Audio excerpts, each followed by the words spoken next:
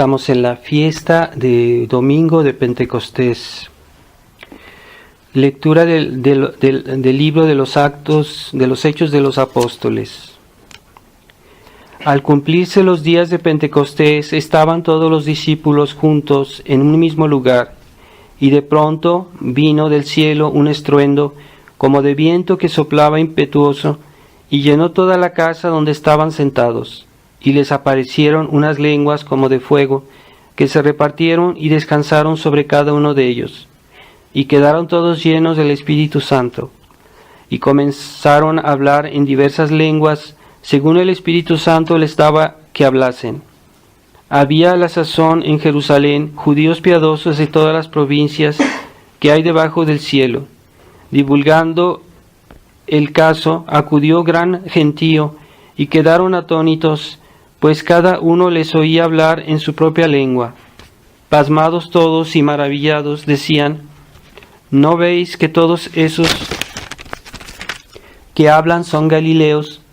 Pues ¿cómo les oímos cada uno de nosotros hablar en nuestra lengua nativa? Partos, medos y elamitas, los que habitan en Mesopotamia, Judea, Capadocia, el Ponto y Asia, Frigia y Panfilia, Egipto y la región de Libia, que confina con Cirene, los forasteros venidos de Roma, judíos y prosélitos, los creyentes y los árabes, les oímos hablar en nuestras lenguas las grandezas de Dios. Ahora voy a leer la secuencia. Hay solo en el año litúrgico hay pocas secuencias, solo como 4 fiestas tienen secuencia. Entonces la fiesta de Pentecostés tiene secuencia, como la domingo de Pascua. Entonces, como es muy bella, se las voy a leer también. Secuencia. Ven, Espíritu Santo, y desde el cielo envía rayos de tu virtud. Ven, Padre de los pobres, ven, dador de tus dones, ven de las almas luz, consolador magnífico, del alma dulce huésped, suavísimo dulzor, descanso en la fatiga, brisa en ardiente estío, consuelo en el dolor, oh lumbre dichosísima, inunda en resplandores el corazón del fiel. Sin tu divino anhelido, nada hay puro en el hombre, pobre de todo bien. Lava el corazón sórdido, riega el que está marchito, sana el que está enfermo, doblega al duro y rígido, inflama al tibio, rige al que está extraviado va. Da a tus creyentes súbditos que solo en ti confían el septiforme don. Danos preciosos méritos, danos dichoso tránsito y eterno galardón. Amén. Aleluya. Continuación del Santo Evangelio según San Juan. En aquel tiempo dijo Jesús a sus discípulos: si alguno me ama, guardará mis mandamientos, y mi Padre lo amará, y vendremos a él, y en él haremos mansión.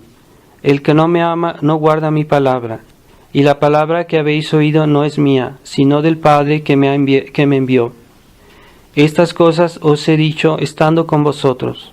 Mas el Espíritu Santo Consolador, que el Padre os envía en mi nombre, Él os enseñará todas las cosas, y os recordará todo cuanto os he dicho. La paz os dejo, mi paz os doy, no os la doy como la da el mundo. No se turbe ni tema vuestro corazón. Habéis oído que os dije: me voy y vuelvo a vosotros. Si me amaseis, os alegraríais sin duda de que voy al Padre, porque el Padre es mayor que yo en cuanto hombre. Os lo digo ahora antes que suceda, para que cuando sucediere creáis. Ya no hablaré mucho con vosotros, porque viene el príncipe de este mundo, pero nada tiene en mí. Mas para que conozca el mundo que amo al Padre, y que cumplo lo que el Padre me ha mandado.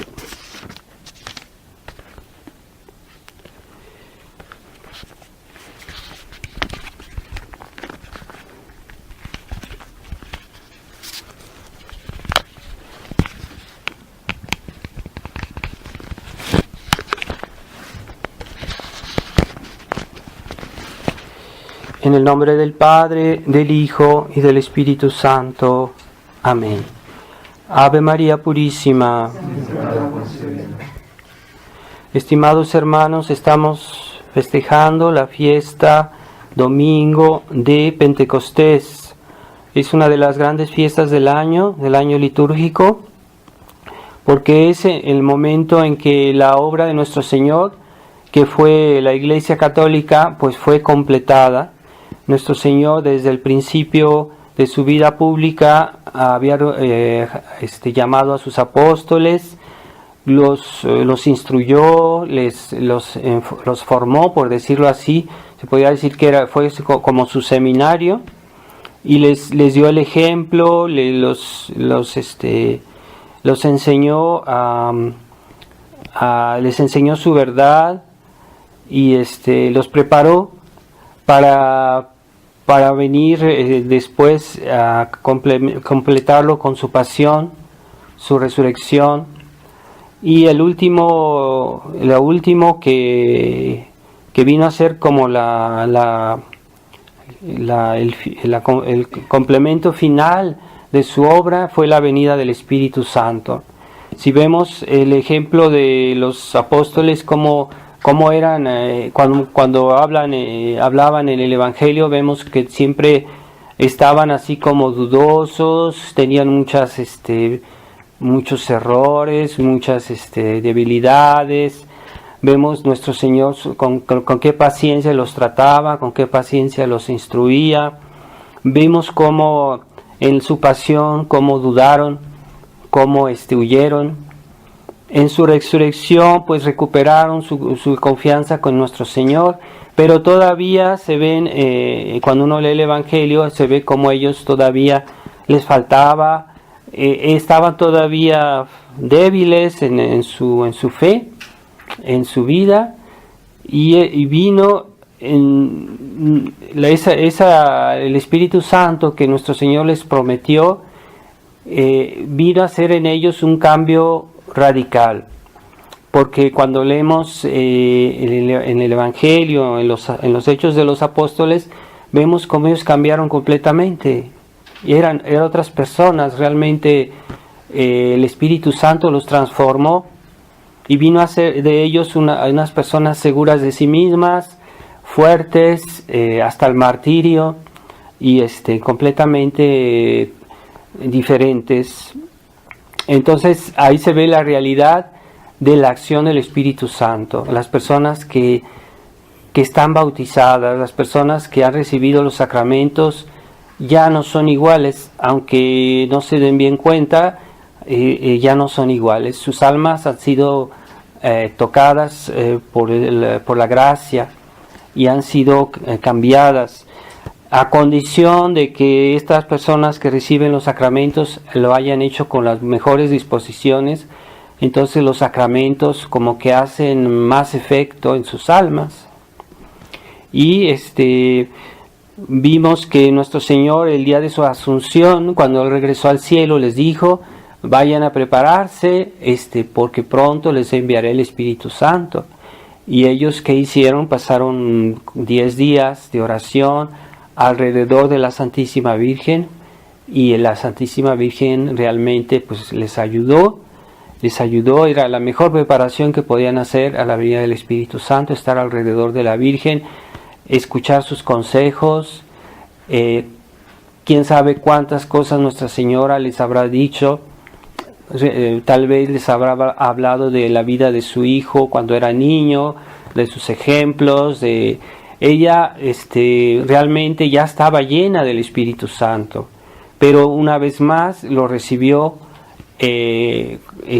junto con los apóstoles. Se dice que hay quienes dicen que realmente el Espíritu Santo lo recibieron los apóstoles por la Virgen María, entonces por medio de ella.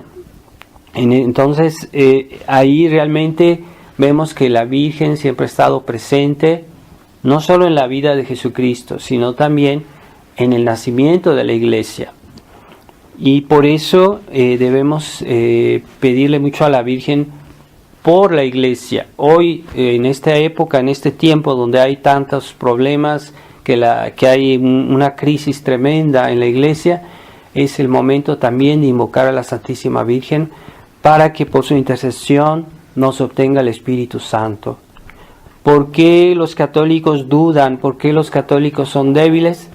¿Por qué los católicos abandonan la fe?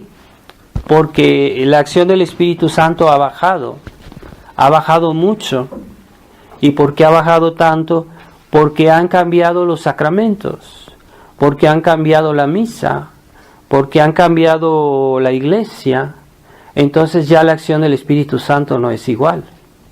Por eso hay esta crisis tan tremenda en la iglesia, en el mundo, porque como que el Espíritu Santo ya no hace todo lo que Él quisiera hacer en las almas. Por eso hay que acercarse más. Bueno, definitivamente hay que acercarse a la misa tradicional, a los sacramentos tradicionales, porque los sacramentos modernos ya no son iguales. Y Monseñor Lefebvre decía, en esta iglesia moderna, todos los sacramentos son dudosos. Hay dudas sobre la validez. A veces puede ser porque el sacramento no es dado como debe ser, a veces puede ser porque los ministros no tienen la intención de dar el sacramento como debe ser, a veces puede ser también que los que reciben los sacramentos no creen en la gracia que van a recibir, o no, pues puede haber tantas razones hoy y que hacen que los sacramentos modernos ya son dudosos. No digo que siempre son inválidos, pero hay dudas.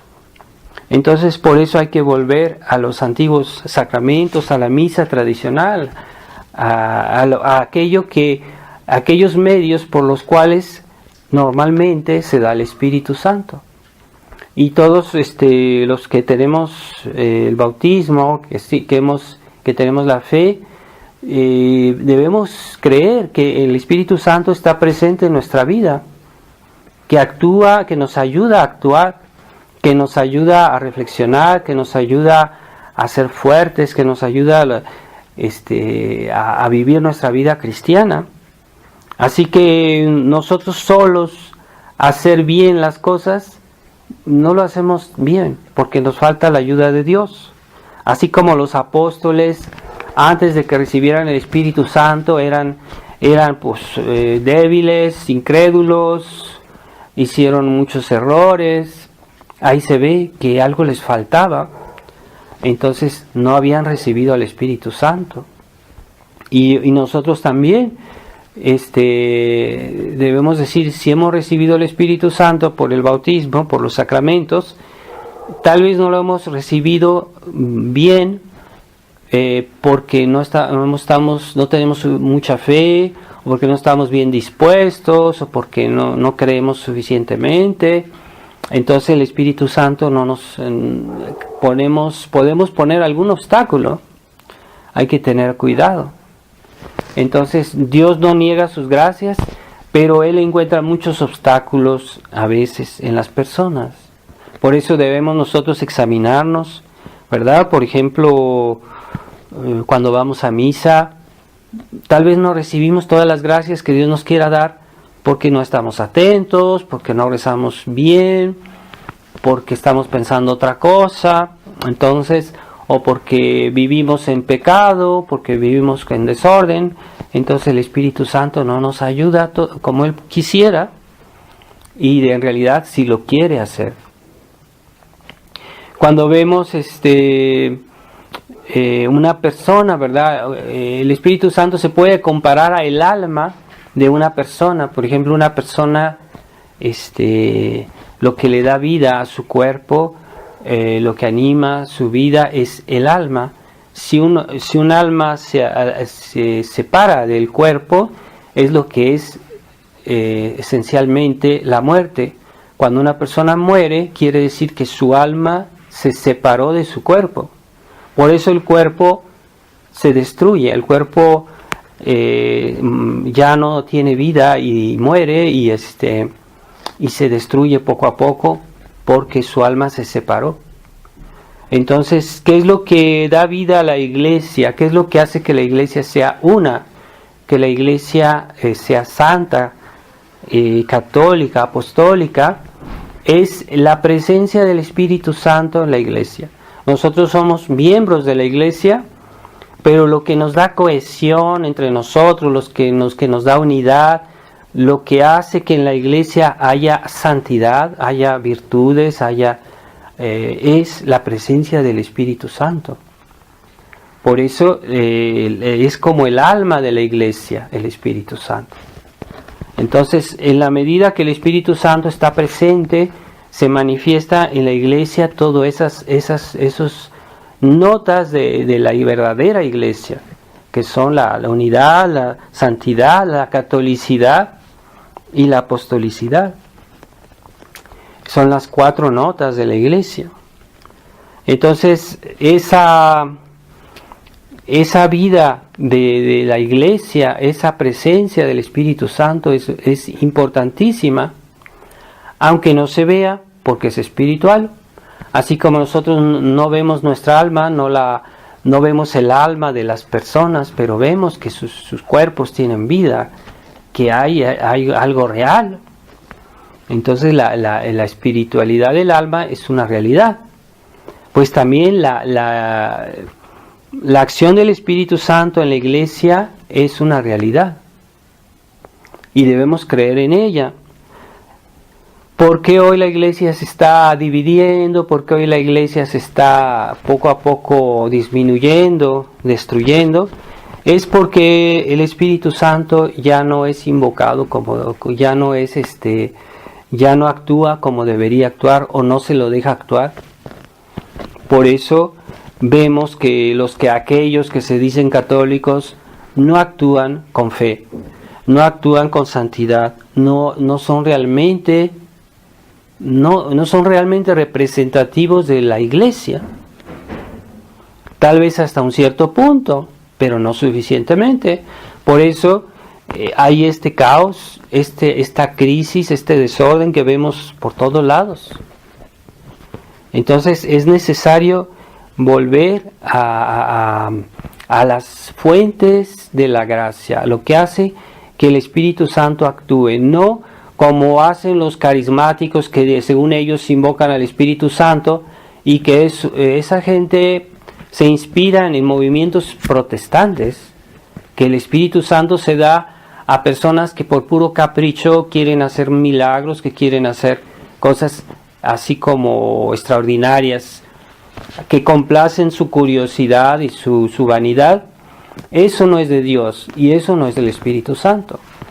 Y cuando se tienta a Dios, cuando se hacen cosas así, entonces a veces en castigo Dios permite que el demonio se manifieste en esa gente. Y esas personas pueden hacer cosas diabólicas y ellos dicen que es el Espíritu Santo, que es Dios, y no es verdad. Entonces mucha gente de esa que participan en reuniones carismáticas, pentecostales, terminan con verdaderas posesiones diabólicas. Es muy peligroso implicarse en ese tipo de ceremonias. Es muy peligroso. Porque el Espíritu Santo a los apóstoles les fue dado de una manera extraordinaria en presencia de la Virgen María, pero a nosotros la manera ordinaria, la manera habitual que Dios lo hace hoy en su iglesia no es así como pasó el día de Pentecostés, sino por medio de los sacramentos. Ahí una persona que recibe bien un sacramento en estado de gracia, no en estado de pecado mortal, porque aquellos que están en pecado mortal y reciben un sacramento no reciben el Espíritu Santo y hacen además un sacrilegio. Pero aquellos que reciben bien los sacramentos con las buenas disposiciones, con la fe necesaria, pues el Espíritu Santo actúa en sus almas y las fortifica, les da esa felicidad cristiana, esa fortaleza cristiana, esa inteligencia de nuestra fe, de las verdades que Jesús nos ha enseñado, pues es gracias a la acción del Espíritu Santo. Y es lo que hace que la iglesia exista, porque si vemos que la iglesia tiene 2000 años y todavía existe, y la iglesia ha sido perseguida, ha tenido problemas, ha habido muchas cosas que persecuciones, pues a pesar de todo siempre todavía hay católicos, personas que creen que tienen la verdadera fe, y eso pues es gracias a la acción del Espíritu Santo, que el demonio se obstina en destruir la iglesia, pero no puede. Y Jesucristo prometió que su iglesia no sería destruida, que hasta el fin cuando Él regrese al fin del mundo a juzgar a todos los hombres, todavía habrá personas que tienen la fe, aunque tal vez sean menos o tal vez sean pocas, pero siempre habrá alguien que sea parte de la iglesia. Entonces esta iglesia militante a la que nosotros pertenecemos, porque hay la iglesia gloriosa, triunfante en el cielo, los que están ya en el cielo, ellos ya están salvos para la eternidad.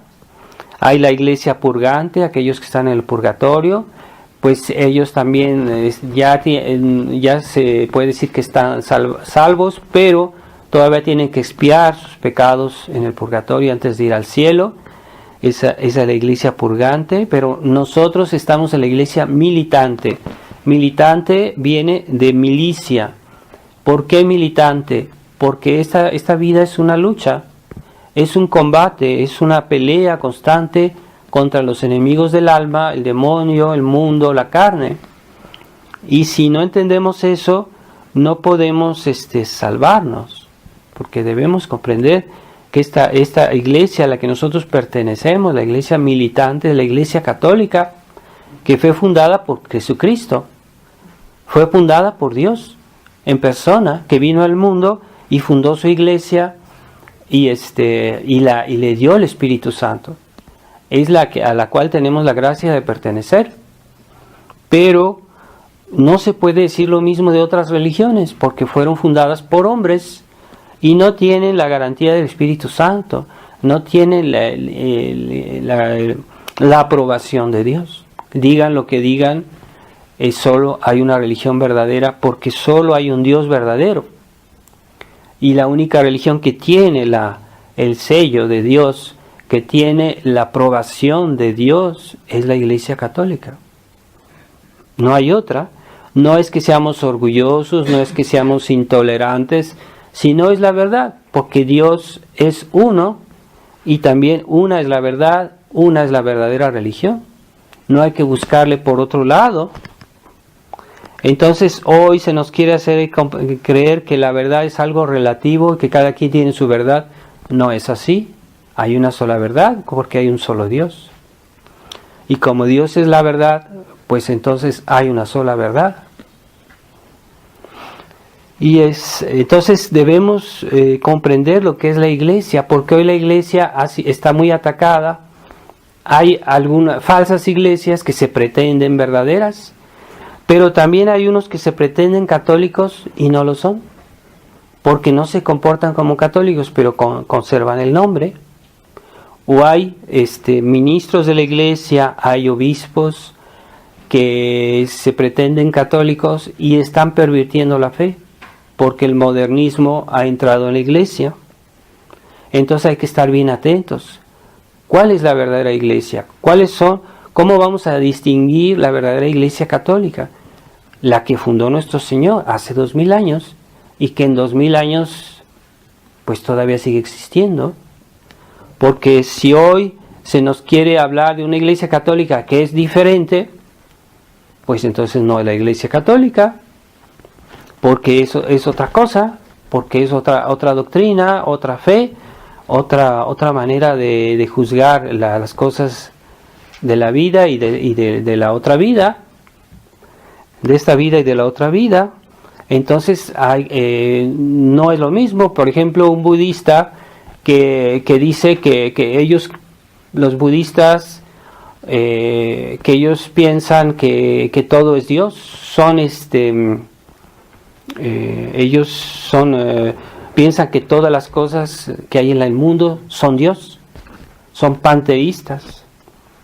Entonces nosotros no somos budistas, porque es otra religión.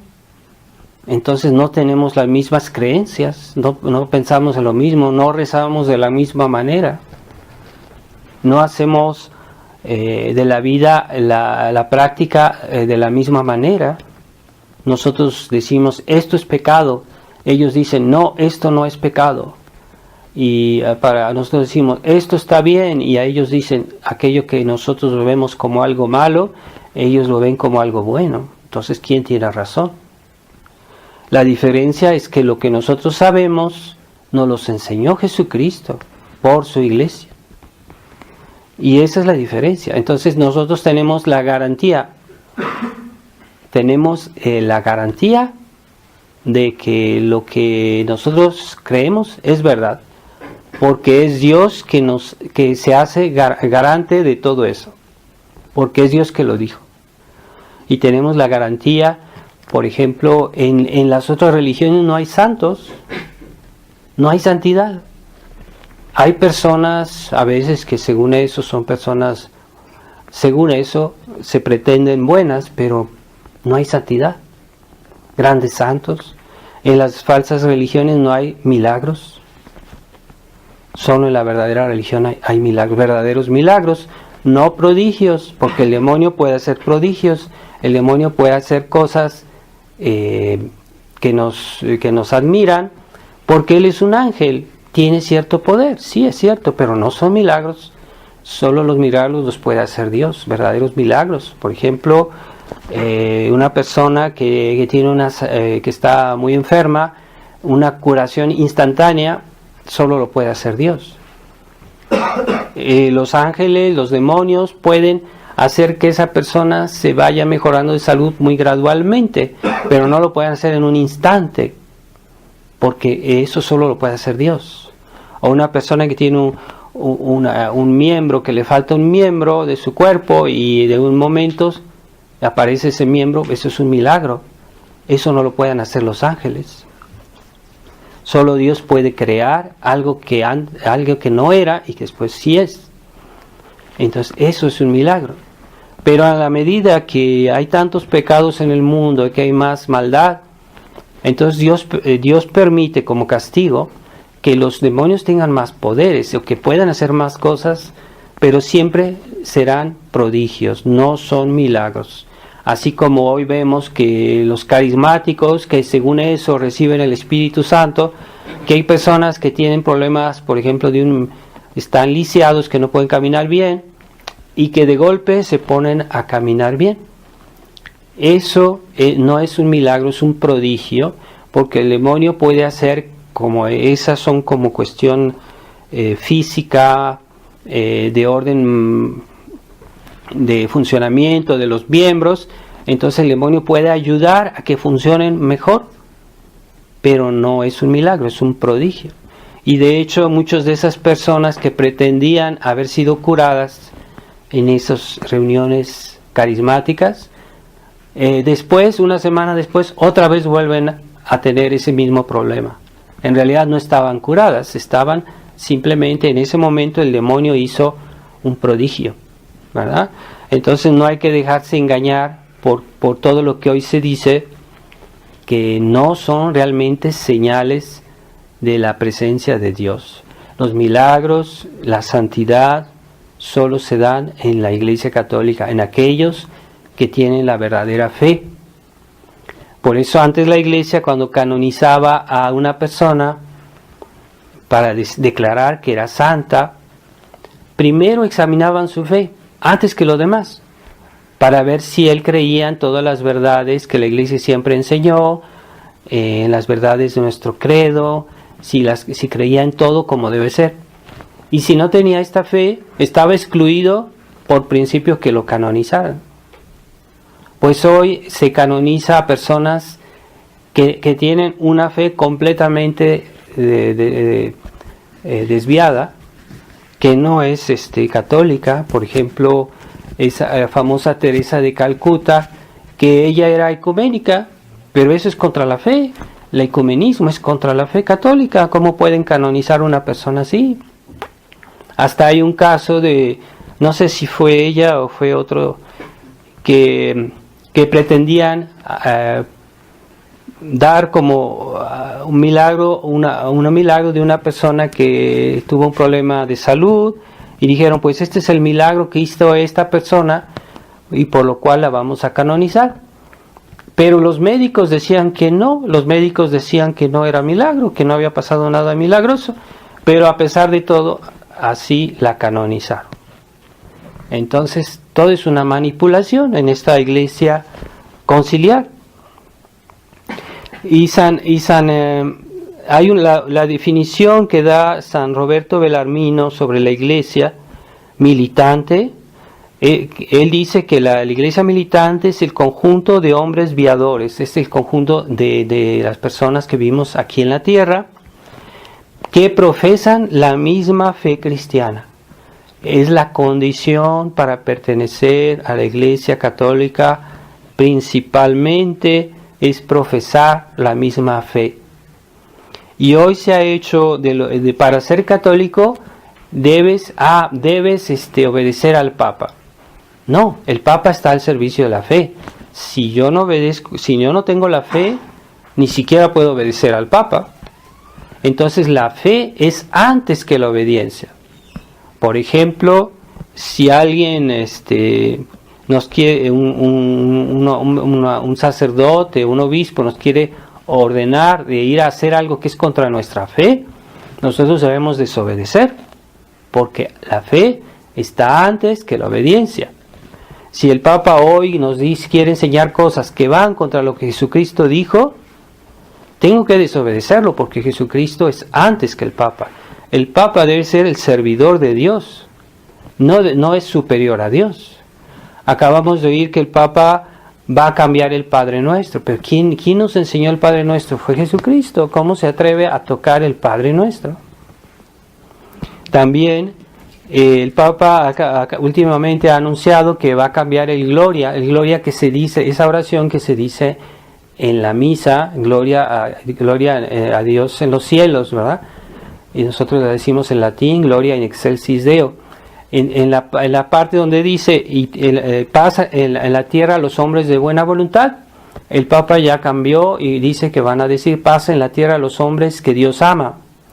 Eso es para favorecer el ecumenismo, para decir que todos son amados de Dios y que todos se van a salvar. No es verdad. Entonces, no, los hombres de buena voluntad. ¿Quiénes son los hombres de buena voluntad? Pues aquellos que creen en la verdadera fe, que la aceptan, que se someten a ella y que se portan bien, que obedecen a la verdadera iglesia. Esos son los hombres de buena voluntad. Paz en la tierra a los hombres de buena voluntad, porque Dios no da su paz a los hombres de mala voluntad. Dios no da su paz. Esas personas no se van a salvar. Si no son de buena voluntad, no se van a salvar. Entonces, esa oración de Gloria es una de las más antiguas de la iglesia, de las más antiguas que existen. El Papa está modificando la tradición de la iglesia, nuestra herencia de la fe, nuestra herencia más preciosa, de las oraciones más fundamentales de la iglesia, las está retocando. Eso es para modificar la fe. Pues el Papa no tiene esa autoridad. El Papa tiene autoridad para decirle a los fieles, obedece a Dios, obedece a la fe. Eso sí tiene autoridad. Pero para cambiar la fe no tiene autoridad. Entonces, sigo la definición de San Roberto Bellarmino. Dice, el conjunto de hombres que están viadores, que están aquí en la tierra, que profesan la misma fe católica. O sea, que creemos en las mismas verdades, en el mismo credo.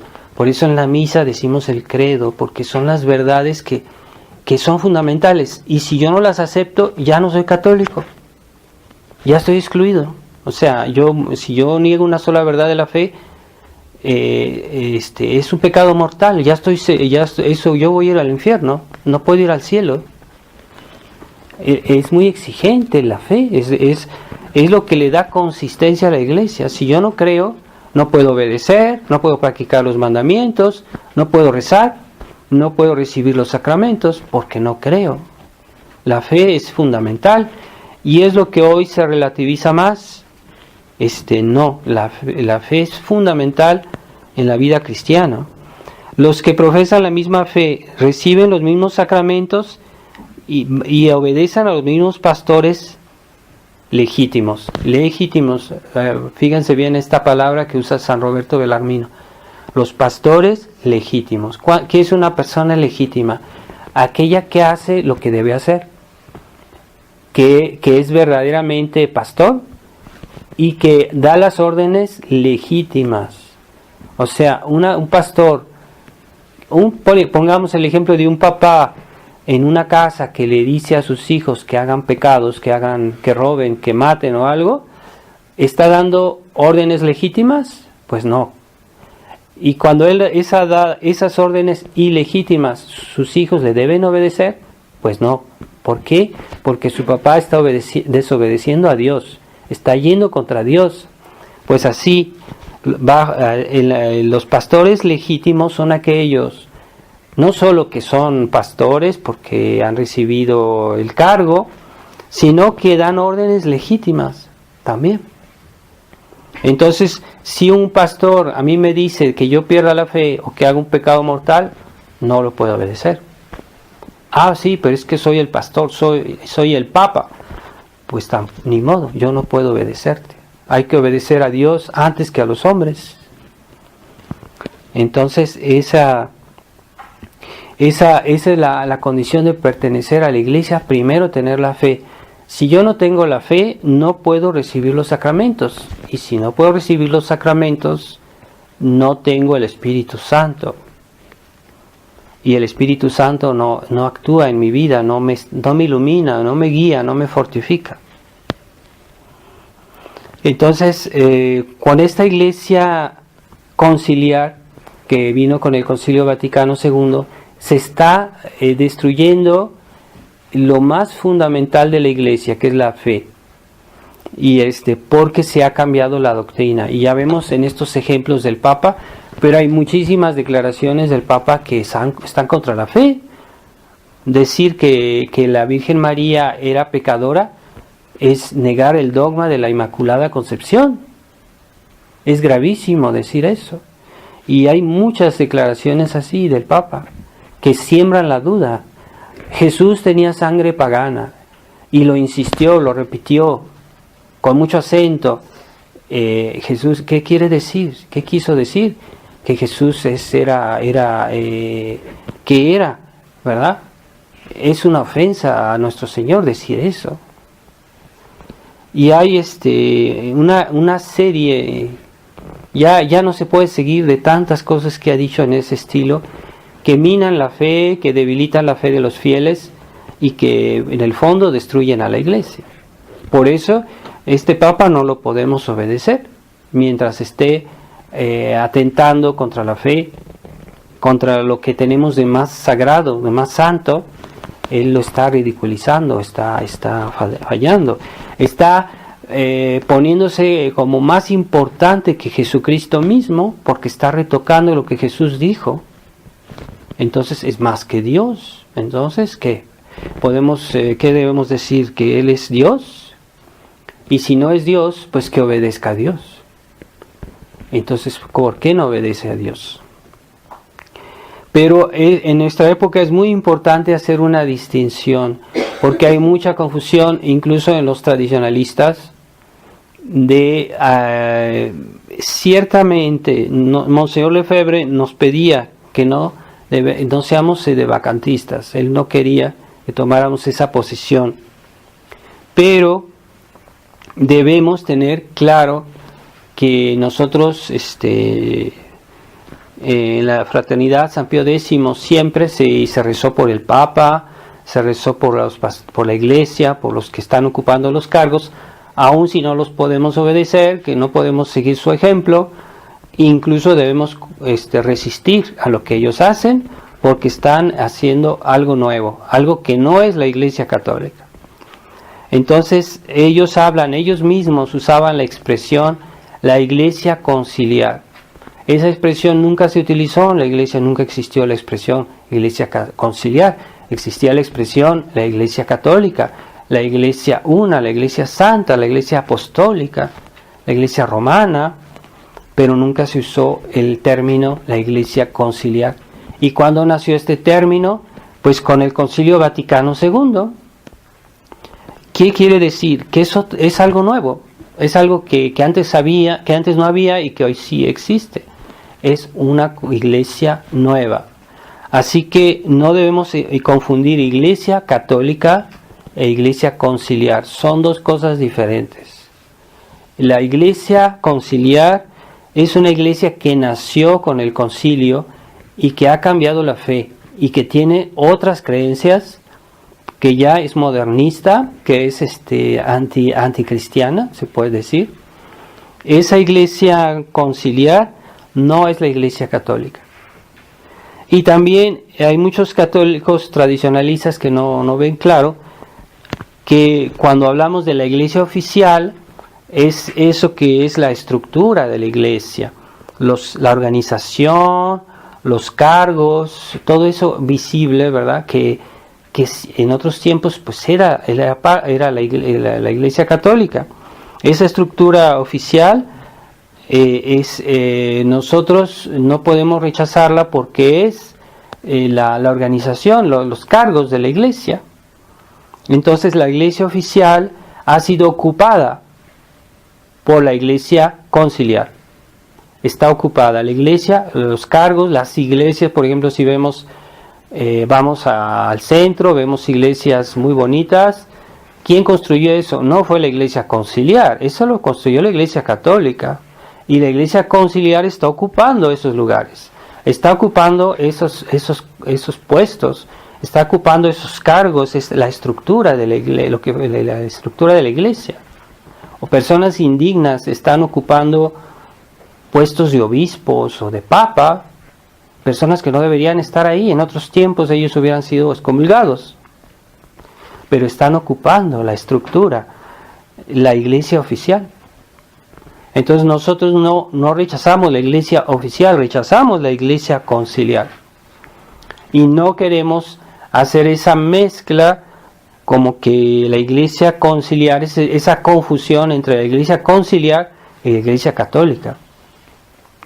Y ese es el error en que ha caído Monseñor Felé, es el que dirige hoy actualmente la Fraternidad San Pío X, que originalmente fundó Monseñor Lefebvre, pero con un fin muy diferente al cual hoy le han dado los nuevos jefes de la fraternidad.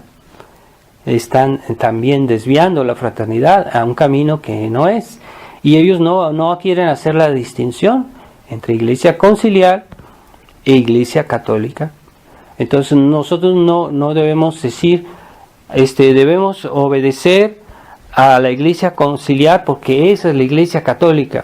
No podemos obedecer a la iglesia conciliar. Reconocemos la estructura de la iglesia oficial, ¿verdad? No negamos, no somos de vacantistas, no negamos que haya un papa, no negamos que tal vez los obispos sean obispos, pero esas personas están ocupando los cargos de la estructura original de la iglesia. He ahí el misterio, es el misterio que estamos viviendo de la crisis de la iglesia. Pero la iglesia católica no ha sido destruida. ¿Por qué?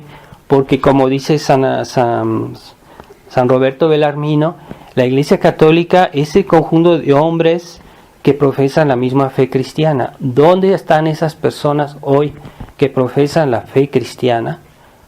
Pues son los tradicionalistas, que profesan todavía la fe cristiana. Ahí es donde está sobre todo la iglesia católica, aunque la iglesia oficial esté ocupada por la iglesia conciliar, por la secta conciliar, la secta modernista. Entonces hay que tener bien claras nuestras ideas, Porque si yo digo que el Papa es la Iglesia Católica, entonces tengo que obedecerlo. Tengo que hacer acuerdos con Roma, tengo que hacer un acercamiento como está haciendo hoy la Fraternidad San Pío X, y poco a poco ellos se van a dejar absorber por la Iglesia Conciliar. Es una contradicción, no podemos obedecer a un Papa que está atentando contra la fe. Es un misterio que haya un Papa así, pero sí, de hecho lo es. Entonces no somos cismáticos, no somos sedevacantistas, pero no podemos aceptar la nueva doctrina, la nueva fe, falsa fe de la Iglesia Conciliar. Y si no queremos hacer la distinción entre estas dos iglesias, nos vamos a dejar confundir, engañar, ¿verdad? Por eso, como dice San Alfonso, la Iglesia militante, la Iglesia católica, está en primer lugar en aquellos que profesan la misma fe cristiana, que reciben los mismos sacramentos. Ya no recibimos los mismos sacramentos, la Iglesia Conciliar los ha cambiado todos. Ha cambiado la misa es el sacramento de la Eucaristía, la misa.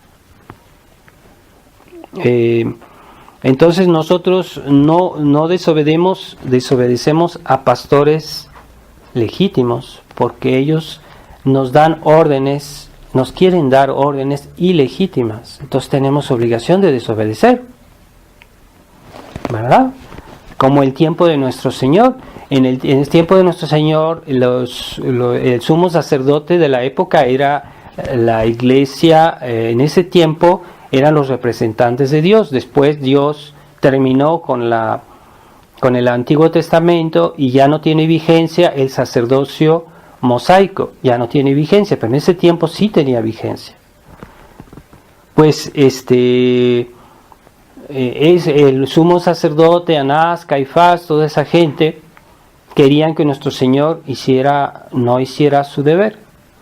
Nuestro Señor no los obedeció. Él dijo: yo soy el Hijo de Dios, y por eso lo mataron. Pero él estaba desobedeciendo, aparentemente, porque él era el verdadero Mesías, el enviado de Dios, por lo cual Dios había hecho la antigua ley mosaica y la antigua sinagoga. Dios la hizo para que un día viniera el Mesías. Era el fin de la antigua ley. Entonces no lo recibieron, no lo aceptaron, y la ley mosaica perdió vigencia y ya no tiene, como ya no está aprobada por Dios. Ya eso ya no tiene vigencia actualmente. Por eso lo que tiene vigencia hoy es la Iglesia Católica, el Nuevo Testamento. Pero nuestro Señor no obedeció a esos pastores ilegítimos, en el sentido que daban órdenes ilegítimas. Entonces nosotros somos católicos porque tenemos la verdadera fe, porque recibimos los buenos sacramentos, los sacramentos que tienen 2000 años, instituidos por Jesucristo en persona, los 7, y obedecemos a los pastores legítimos, que a veces, pues en muchos lugares del mundo hay grupos de personas que están reunidas alrededor de un sacerdote tradicional, que dice la misa tradicional, que no ha inventado nada, no se ha inventado los sacramentos, no se ha inventado la misa. Él obedece a ese misal que promulgó el Papa San Pío V, y que es simplemente el mismo rito que existía antes, pero San Pío V lo puso por escrito, lo puso en un misal, en un libro. Es esa misa que ya existía y que San Pío V nada más la quiso poner en más relieve. Entonces es muy importante que haya esa profesión de la fe, y que los pastores que se dicen tradicionalistas, pueden ser sacerdotes o obispos, que también profesen esa fe públicamente, porque la Iglesia es una sociedad pública, no es una sociedad privada, una sociedad secreta, no, es una sociedad pública. Entonces esa enseñanza de la fe debe ser pública, no puede ser a voces entre nosotros y que no se diga, no. Por eso es necesario que los pastores digan, denuncien, que no solo digan la verdad, sino que denuncian el error contrario. Y cuando vemos los textos de los concilios que ha habido en la historia, los buenos concilios, no este conciliábulo del Concilio Vaticano II, siempre terminaban con las excomuniones al final. No solo se trataba de exponer la verdad, sino que al final se condenaba el error, y por eso había las excomuniones, ¿verdad? Al final de cada concilio se excomulgaba el error contrario, no solo decir la verdad, sino también denunciar el error. Entonces, para ser un buen católico, un buen tradicionalista, no basta decir, yo voy a misa, yo digo mi rosario, yo voy a comulgar. No, también debo condenar los errores. ¿Qué errores? Los que están hoy de moda, los que están hoy por todos lados, los errores del Concilio Vaticano II. Y sobre todo, debe hacer eso los pastores, que son los que tienen la misión de enseñar, de guiar a los fieles. Deben decir eso, deben decirlo. No basta que se lo guarden en su interior. Y así que si se respeta esas condiciones fundamentales de tener la verdadera fe, los mismos sacramentos y la verdadera obediencia, no cualquier obediencia, la verdadera obediencia a los pastores legítimos, ahí está el Espíritu Santo, porque el Espíritu Santo no abandona su iglesia. Y es lo que hace que la iglesia tenga consistencia, tenga fuerza, y que a pesar de todas las persecuciones no será destruida. Y nosotros creemos en esa iglesia, creemos en la acción del Espíritu Santo, y hoy en este día de Pentecostés le pedimos al Espíritu Santo que esté presente en nuestras vidas, que nos ayude a ser fieles, no ser de una manera espiritualista, sino practicar la verdad que creemos, y condenar el error que pone en cuestión nuestra fe. Esos errores actuales debemos denunciarlos, sobre todo los pastores que tienen esa función. Y por medio, así como los apóstoles recibieron al Espíritu Santo por la Virgen María, pues le vamos a pedir a la Virgen María que nos dé el Espíritu Santo. Vamos a pedírselo en esta misa, nos alcance esa gracia, y que veamos claro en nuestra alma qué es lo que nos hace católicos, qué es lo que realmente nos hace católicos, porque así podemos perseverar en la fe, en la gracia y en la salvación, en la vida eterna. Ave María Purísima, en nombre del Padre, del Hijo y del Espíritu Santo. Amén.